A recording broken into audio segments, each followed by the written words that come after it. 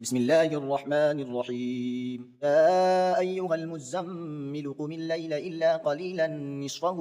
أو انقص منه قليلا أو زد عليه ورتل القرآن ترتيلا إنا سنلقي عليك قولا ثقيلا إن ناشئة الليل هي أشد وطئا وأقوم قيلا إن لك في النهار سبحا طويلا واذكر اسم ربك وتبتل إليه تبتيلا رب المشرق والمغرب لا إله إلا هو فاتخذه وكيلا واصبر على ما يقولون واهجرهم هجرا جميلا وذرني والمكذبين أولي النعمة ومهلهم قليلا إن لدينا أنكالا وجحيما وطعاما ذا غصة وعذابا أليما يوم ترجف الأرض والجبال وكانت الجبال كثيبا مهيلا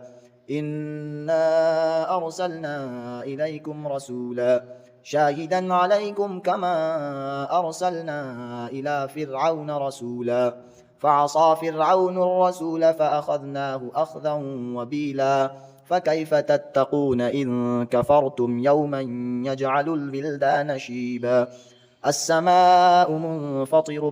به كان وعده مفعولا إن هذه تذكرة فمن شاء اتخذ إلى ربه سبيلا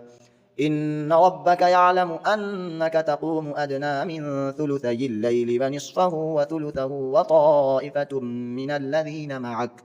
والله يقدر الليل والنهار علم أن لن تحصوه فتاب عليكم فاقرؤوا ما تيسر من القرآن علم أن سيكون منكم مرضى وآخرون يضربون في الأرض يبتغون من فضل الله وآخرون يقاتلون في سبيل الله فاقرؤوا ما تيسر منه وأقيموا الصلاة وآتوا الزكاة وأقرضوا الله قرضا حسنا وما تقدموا لأنفسكم من خير تجدوه عند الله هو خيرا وأعظم أجرا واستغفروا الله إن الله غفور رحيم